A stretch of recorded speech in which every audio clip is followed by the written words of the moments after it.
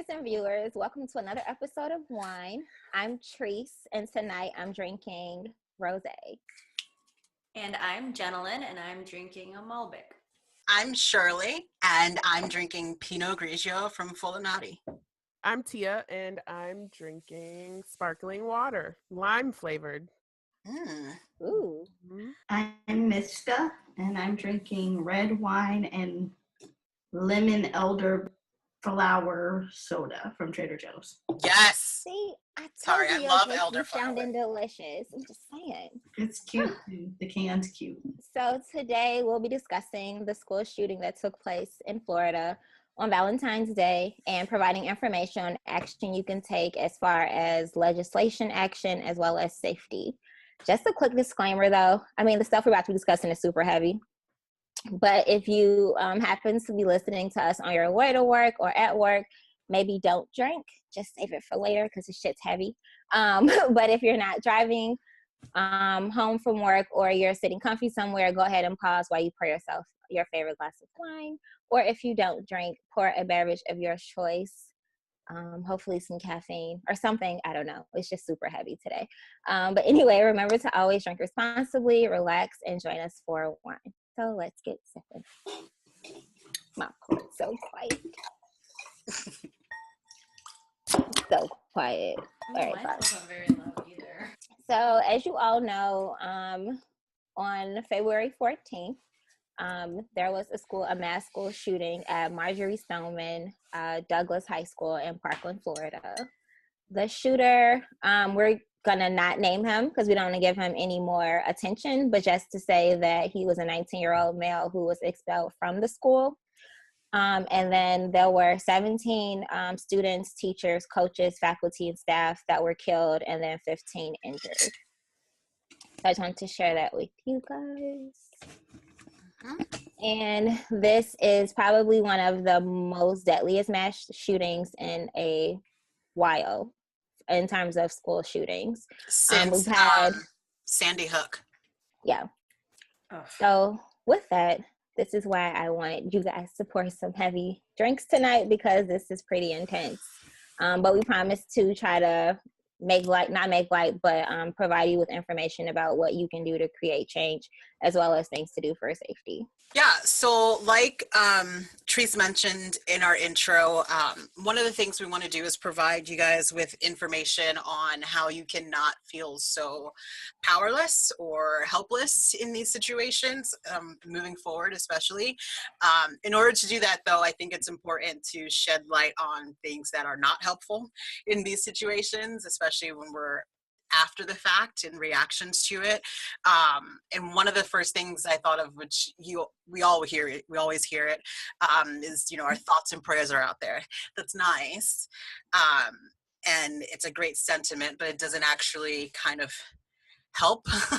It doesn't, it's not an actionable thing that can provide change, in my opinion. I don't know if the rest of you ladies think any differently, but that's something that I'm tired of hearing and tired of saying. Again, it's a nice sentiment. I understand where people are coming from, but I'm at the point now where I've been at this point forever, but I'm so fed up that I want more than just your thoughts and prayers.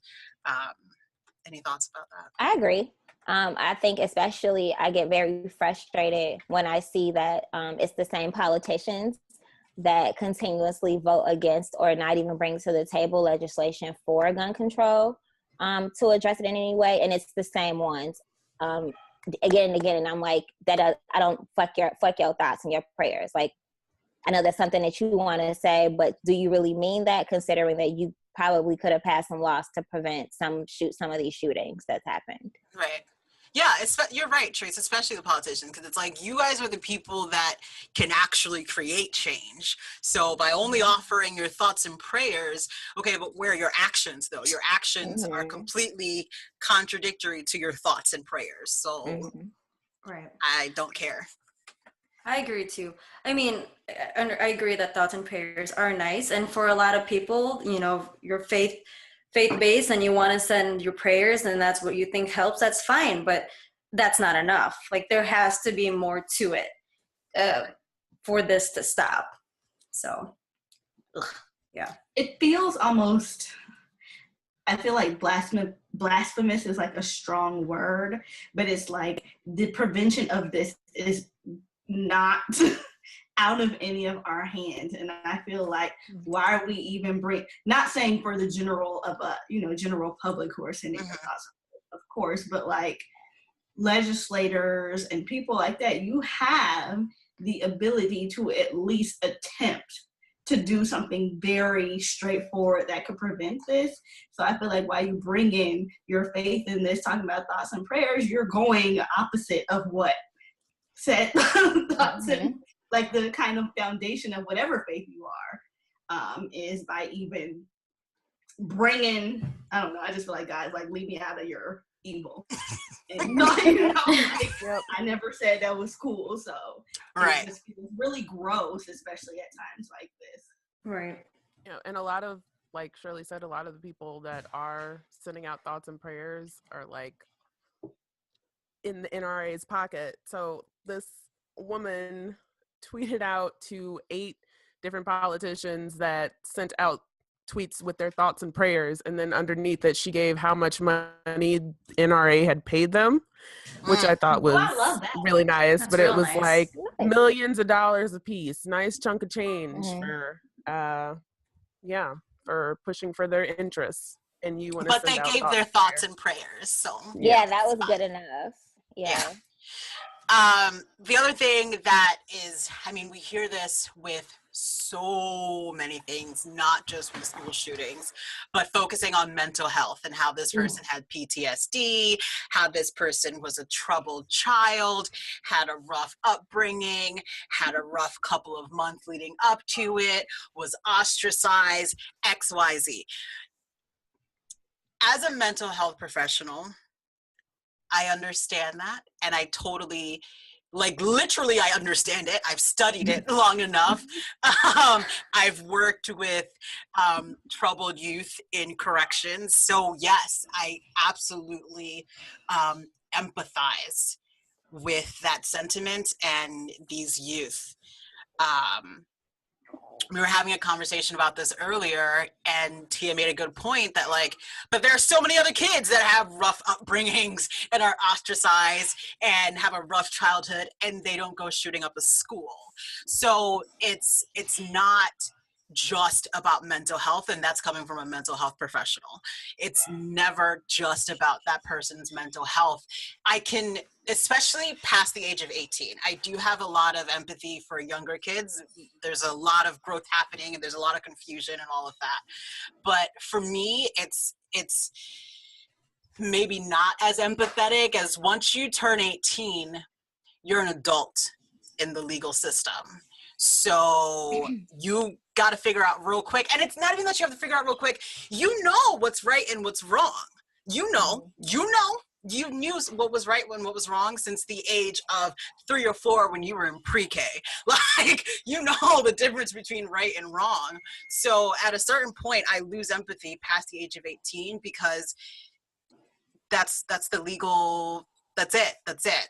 Unless you have severe mental health, and we're talking about psychosis, schizophrenia, like severe mental health, and you are unable to think cognitively or to think like most of society in normal ways, that's not enough as an excuse as to use mental health as a defense. And I think, I feel like the other issue with the whole mental health argument too is from the other side of that is that we're further by labeling someone like a mass shooter. We are stigmatizing people who have mental health issues, which the vast majority of us at one time in our life will have some type of mental health concern. And by spreading that as the picture is like, oh, if you have mental health concerns, you're going to shoot up a school or do something very violent, it's further stigmatizing people from getting treatment for their mental health because they don't want to be who wants to be painted or associated with such action as something like this, something violent or inappropriate or whatever. And so I feel like it's another kind of I hate to be conspiracy-ish, but like a distraction or something, a scapegoat to kind of place this on something else again. When we're talking about mental health, and this is not what we're dealing with. Right. Just one Go thing ahead, on that Trace. mental health, though, real quick. Just one thing. I mean, listen. I mean, it would be great if we can have more funding for mental health and be able to have a platform to increase awareness and to get funding so that community health centers aren't closing and that insurance is actually covering mental health. That would be great. But this isn't that situation for that. Like, this isn't the time to do that, because I just feel like I agree with Miska about it further stigmatizing people with mental health problems, and keeping in mind that it's only a small, like less than 1% of the population with severe mental problems actually commit crimes. So that's that. And then the other thing I wanted to say, going back to what Shirley was saying, was that this man is 19 years old. And on top of that, this crime that he committed, it was premeditated. He went and got an AR-15 rifle. He went in there legally, went in there, shot up the fucking school, then hid all that shit and blended in with the crowd, then left and went to a fucking Subway, and they apprehended his ass at McDonald's. Like, it was he had this all planned out. He was able to blend in, and he knew full well what he was going to that school to do. Like, he knew exactly what he was doing. So at any time, he could have stopped. He could have thought about his actions. No, he had that plan to a T. So to me, like, that was premeditated. You were full well in your sound mind. You can't fake like a mental health defense with this one. Like, I don't see this, like, that's not gonna fly. I don't care what you've been through. I'm sorry. Like everybody else, like y'all said, other people have had stuff happen to them and they haven't went and shoot up schools or killed other people. And can we pull over just a second? I feel like I know where you're going, and maybe. maybe. Earlier about some of the reasons that we read about kind of how this was premeditated and how some of it grew from him finding out about another student like dating his ex-girlfriend, and how that was kind of part of the plan, and how, again, this is something that would probably take longer because it's a systemic issue of like internalized masculinity and like patriarchy, putting this idea that he owned that girl or that young lady in that way, just like when we had that shooting back a few years ago with old boy who was shooting at the girls because he couldn't get a girlfriend. So I feel like even if we want to talk about mental health and take it a step further, like talk about redeveloping even our thought processes and the ideals that people have, to where something like that, to where people know you don't own somebody else because you've been dating them. Cough, cough, patriarchy. And so, sorry, the wine's getting to me. And so then something wouldn't be cause enough. And I'm sure that wasn't the only reason, but from some of the things I read, that was kind of what broke the camel's back. He was like, oh, you date my ex-girlfriend, somebody gotta go. And that's where it started. So I feel like more just conversation and awareness of how that kind of foundational thinking that we often don't even think about can impact or plant the seed for stuff like this. I didn't know. I kind of avoided reading like his reasoning why he did it and who this kid was in the first place, other than like his name just kind of came up and he was 19. So I had no idea that it had to do with like a jealousy aspect to it. Yeah, there was a jealousy. Which makes me very upset even more. Involved. I didn't know. Yeah. And I also didn't read much about him, but wasn't there, you guys please fill me in, somebody tried to have him hospitalized at one point? So yes, but really quickly, also in November, his foster mother passed away. So they're also using that under the mental health excuse in terms of PTSD. So I think in tying in with what Miska brought up is like his PTSD started with his foster mom passing away, and then this was like a trigger, finding out about the girlfriend thing. But yeah, back in 2016, school authorities, when he was still at the school, had this mental health organization come in and do an evaluation for him to see if he could be held under the Baker Act, which in Florida allows you to involuntarily hold someone for evaluation for up to 72 hours over the age of 17, under the age of 17 up to 12 hours, because they got to contact parents and all of that. They performed the evaluation and determined that he did not need to be held. And I think this was a couple months before he ended up getting expelled from the school. All of that is kind of part of the narrative that they're trying to use for the mental health defense. Apparently his lawyer was like breaking down and tearful at the initial hearing about how, Oh, annoying. So focusing on mental health is not necessarily going to help allow for positive change. Another thing, going in with what you were saying, Tia, is ignoring the concerns of citizens, law, and that includes law enforcement, that includes mental health professionals, and community members. When other people express concerns about someone, it's important to not ignore that, because I think people like to downplay their instincts, and that, such as this situation, can literally mean life and death. I think people, or not even just ignoring other people's concerns, but ignoring their own concerns. Like, when you feel something's off about someone, don't ignore that. And it doesn't have to be, you don't have to put yourself down in a way that you feel like you're judging that other person or bias against that person for whatever reason. Your gut is telling you something. It's important to pay attention to that. And it's important to reach out to the professionals out there that can provide assistance or guidance or next steps.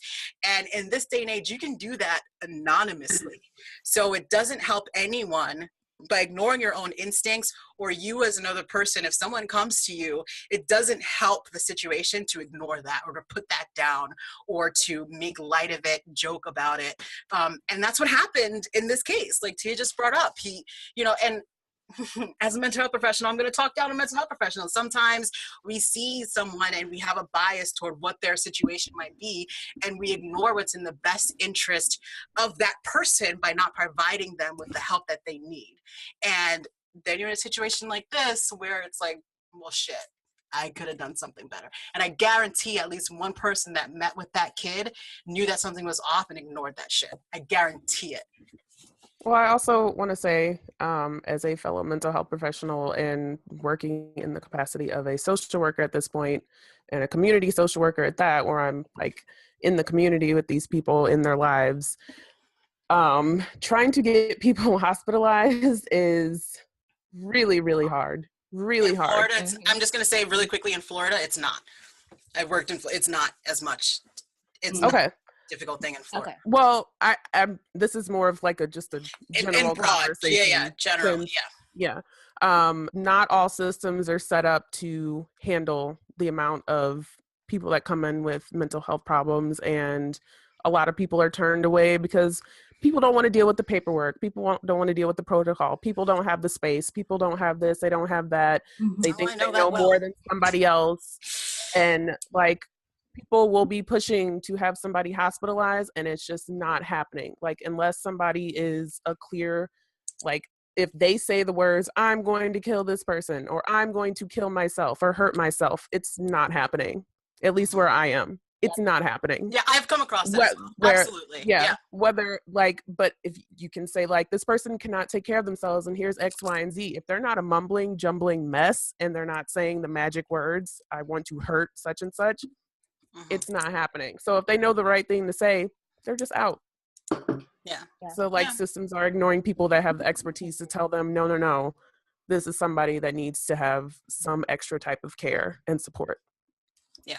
It's frustrating. And that could be like a whole separate conversation about how systems don't work together. Lord. Jesus.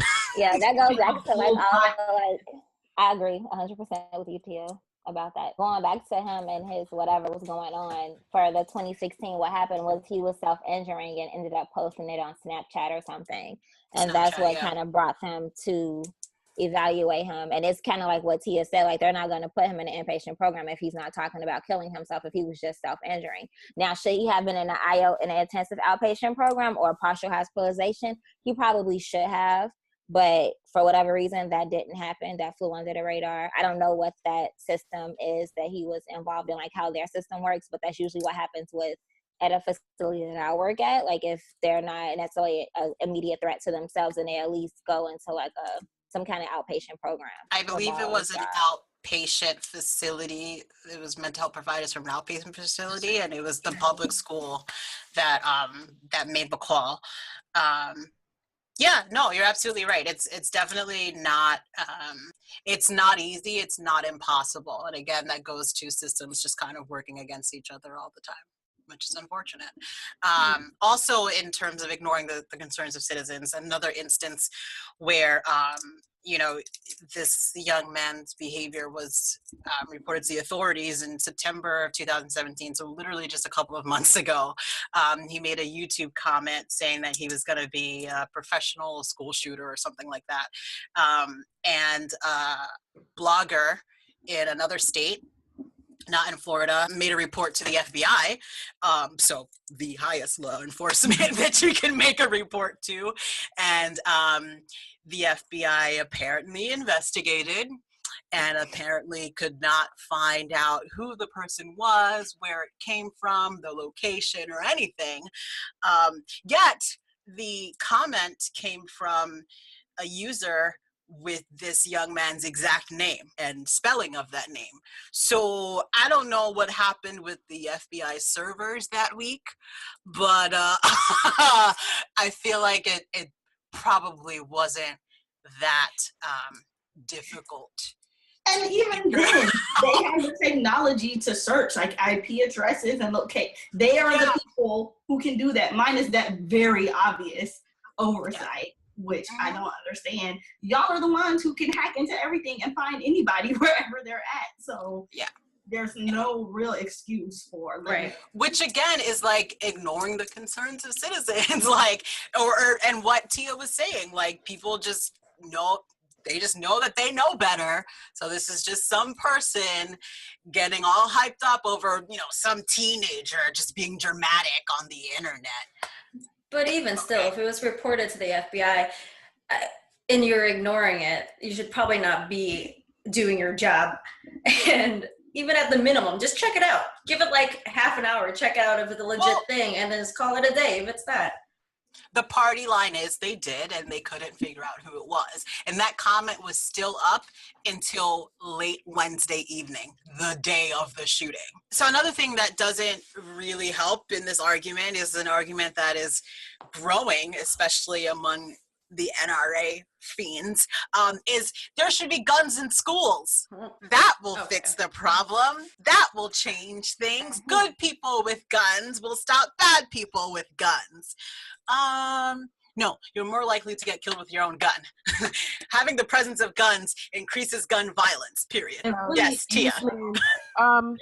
In response to the Republicans saying like, hey, maybe we should have guns in schools, I just want to point out that House Speaker Paul Ryan spoke to a radio station in Wisconsin saying it's just a horrific, horrible shooting. I think we need to pray. There's the prayer. And our hearts go out to these victims. And I think as a public policy maker, we just don't knee jerk before we have all the facts and data.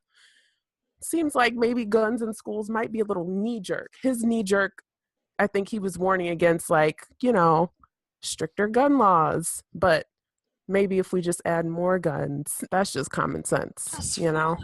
It's also Paul Ryan. He'll roll back on that comment the next day. Yeah. So he won't own up to whatever he said. Yeah. Such a Muppet face. He does have a Muppet face. I heard that comment about arming teachers with guns, and I almost lost my damn mind. They were also on the news that they were creating like shields for schools, like these big walls that are bulletproof that you can like shield the doors. And I was like, oh, that's great. Are you guys going to give this shit for free for schools? Because are you expecting teachers to buy their own guns upon also them buying like supplies for their school as well to teach their kids? You're going to keep them safe too? Are you going to buy these walls to keep these students safe. Like, I lost my mind when I heard that. I was like, their solution is just to add more guns to the situation. That should be fine. And walls. This should be fine. This is the thing now. Walls everywhere. Yeah. I was like, well, how is that a solution? That doesn't make sense. Ugh. I just don't understand the mindset where people think that by adding lethal weapons to a school environment that then makes it safer. No.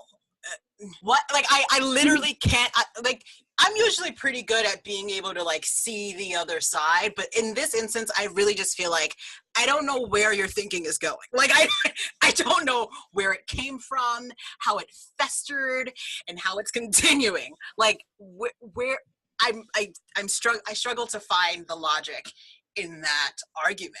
There is no logic. That's the problem. There's no logic whatsoever. There's logic if you believe that everybody has the right to guns, and if anybody can have a gun, the quickest way to take them down is to use your own gun to take them down instead of waiting on law enforcement or whoever to show up and do it for you. Right. And again, I feel like we talked about this when the Las Vegas thing happened. Even if you want to have your little gun, which I don't agree with, but fine. Regular people should not be able to have those guns. And I feel like if you have them in school, if you have a gun in school, they ain't gonna have no big old gun to stop the shooter from spraying bullets through people the way that they do. So what you gonna do with your little handgun that's in the desk anyway? Right. Like, that doesn't even make sense, as we have seen the type of weapons that people who do mass shootings usually use. Your little gun that you gonna put in the school is not gonna do anything either, unless you're proposing, which is even more ridiculous, that the teachers also have a crazy powerful semi-automatic. Yeah, semi-automatic. Like, why? Yeah. And that's why. That. And the thing is that in Florida, what's scary is that in Florida, this is a place where it could most likely pass unless there's some type of federal regulation against it. Because in Florida, they have the stand your ground rule, which means that as a citizen and you have the permit to carry and all of that, you can use as a defense the fear of imminent danger should you kill someone who you believe is attacking you. So you could theoretically have in a Florida school a teacher who is fearful, just like law enforcement, just like the police, who is afraid of a child that they see as a threat, kill them, and that teacher be okay and be able to use that defense. People don't think clearly, because let's be honest, should a teacher kill a child, those parents outrage. You already know. How dare this adult, because they're going to pull the adult thing, how dare this adult kill my child in school? Like, this is why I can't find the logic in it, because you're not thinking through as, let's say this actually happens, you're not thinking through of what the national outrage will be. You can't be thinking it through. You can't be. Thoughts on this whole teachers having guns in schools, period. So one, I'm friends with some teachers, and I don't know if y'all know teachers or the rigorous training that they have to already go through to make sure that they prepare these students for all of these standardized tests, and making sure that these kids are doing well academically, and the amount of stress that they're under already to make sure that these kids are performing at the level that the school expects them to perform. So you have all that stress already. Now they already have to go through all these trainings, all these like different retreats and things like that. So now you're gonna make them be certified and trained in shooting a gun too? So you're gonna add more stress onto them even more? And then could be, especially because going off of that, Treese, like, they're humans too, right? So you got those students where you just can't stand, like, and you gonna have a bad day. I don't want to be in your classroom if you're having a bad day and you have access to a gun. Nah, bruh. Like, no. I don't want that teacher. Bad idea No. all around. It's a bad idea all around. Nothing about this is good. No. And I just Right. want to say that schools are supposed to be a safe space for children to come and learn, and for some kids get away from all the bad things that are there in their home lives and in their neighborhoods. And then to add to that, I mean, you already have people bringing in outside stuff, clearly, with like mass shootings and school shootings. But then to add on to that, like, you always know there's a weapon in your classroom, and there's potential for any type of escalation to just go higher. Like, I would feel unsafe. It's like, what's the next step? We just have all children wear bulletproof vests to school? Right. Like, it's just part of the uniform? To bounce off that too, if teachers are bringing guns to school, the guns are there. So what prevents the kids or whatever, like, just not taking that gun? It's already there. They don't have to bring that shit in. So say you have metal detectors in your school, that's not going to ring anything because there's already a gun in the school. And I don't know if many teachers go through school to get their education degree. They go on thinking that they are going to also have to shoot a child if necessary. Like, that's not why they went into teaching in the first place. So why put this added pressure and added task force for them? Like, they're supposed to be molding these children's minds. Like, why are we adding like more violence to this? Ugh, it makes no sense, and it makes me so angry. And all it takes is one person not storing a weapon correctly and somebody getting a hold of that. Or, these kids, even if you store it correctly, if they real crafty, once them they'll figure if they want it, they gonna get it. They are the future. That's another layer. So it's just like, why? We're all just pouring up. I am. But, right, like, as kids, we were all in high school. We were all there before. Like, what we did to, like, piss our teachers off or, like, trying to figure them out to, like, go out in the hallway I was an angel. we were there. Okay, calm down. Let's not. Fart machines behind. Right.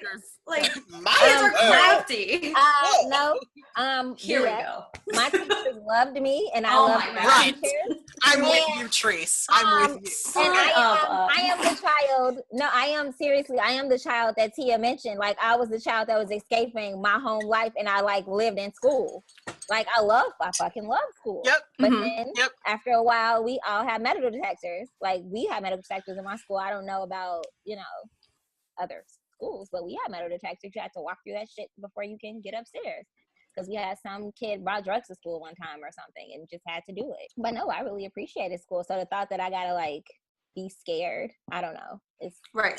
The thought like me being, that would have been a lot. That would have been real traumatizing. Like, I don't have a safe place at all. Yeah. And I think about, like, again, I primarily work with children and adolescents, and I think about when I was working in an elementary school and those kids that honestly feel like their teachers have it out against them, to then, I think Miska said, to then have that additional layer of fear that, like, this teacher hates me, they're always picking on me, what if I piss them off and they pull out their gun? Like, this is, it's so traumatizing to even think about including that as part of the school environment, as part of the school community. Like, that, and this is what pisses me off of what we were saying before, is like, that can't be the solution. Like, this, that is not the fix. The solution is very easy, and it's in the legislation, it's in the laws, but we'll get to some of that a little bit later on. The last point that I want to bring up that doesn't help with this is, when we're talking about gun restrictions, a big push, and that has been successful in many cases, is prohibiting those with past criminal defenses and mental health histories from being able to own a gun. That cannot be the only requirement. And I know it's not, but it needs to be more than just that. Teresa, I know you have experience with that, so go ahead. I was just going to say that got overturned last year. President Obama signed nationwide? Yes. That's right. It did. President Obama signed it into law. That fool when that's it came right. out, and I'm not saying that it's like, I agree with you that it's not the only thing, but it was like something that could potentially lead to more stuff. I don't know. What was February it of last year. That's right. Yeah, February of February last last year got year. overturned. What So- was it specifically? It was prohibiting anyone who had been checked into like a mental institution or been inpatient from getting a gun. So you can't get a gun for I think like 5 to 7 years or something like that after you admit yourself. And that's I think that goes to speaking about like, you know, suicide too, because like a lot of people, you know, do suicide by gun. So that's also, it's preventing shootings, but mainly also suicide prevention as well. But I forgot that got overturned. Dude overturned that soon as he got in office. Like it was hot off the presses. He overturned that shit quick as hell. Yeah. Him and his lobbyists. Mm-hmm. Sure did. But yes, I agree with you about that should not be the only solution, even though now it's null and void because, well, it got overturned. Oh, also, speaking of shit getting overturned or things not happening, remember that conversation in our other podcast at the Las Vegas shooting about bump stocks and how legislation was moving to do something to pass so that people wouldn't be able to have that much power in a gun? That also did not pass, and nothing happened. Nothing happened since then. So I just want to let you all know that as well. So. You know what irritates me? Yeah. I Tell love us, this girl. podcast, and we've only been doing this since September, but we've already done this episode. You know what I'm saying? Like, we've already done this mass shooting episode, and that was what Las Vegas happened October 2017, and here we are back doing it again. Go on, continue. Just airing my grievances. Yep. Mm-hmm. Yep. We're going to whine about it. So Rick Scott is currently the governor. Mm-hmm. And he has made a point to not pass any legislation regarding gun laws or changing anything. Like it's pretty much, it's no wonder why this 19-year-old ass dude was able to get an AR-15, which he had no business having. And he is up, I believe he's trying to get in the Senate at some point. Or anyway, that governor seat gonna be up. So Floridians, be on the lookout for that. And if you want change, you gotta vote his ass out of office. Yeah. Here. So Florida is a purple state, meaning it's semi-split between Republicans and Democrats, but it's mostly run by the Republican Party. And the issue with that is, number one, Florida is they're big on guns. They love their guns down there. They have like some like mafia type gun lobbyists down there. Like Florida is one of those states where it really is important to go after the lobbyists because they actually do have a lot of political clout. Like, and I say mafia style in the sense that one of the biggest gun lobbyists, who was a former NRA president, I believe, this short lady that like keeps a handgun and a purse and all this ish, like she has used a lot of political clout in Florida, and they describe her as having like a long memory, so like she can rally people to send threatening emails to politicians should they not do what she wants. Like it's serious in Florida. Wow. Which is one of the things that plays a big part in this shooting happening in Florida, and so many shootings happening in Florida, actually, because all of that attention is brought there, and it's also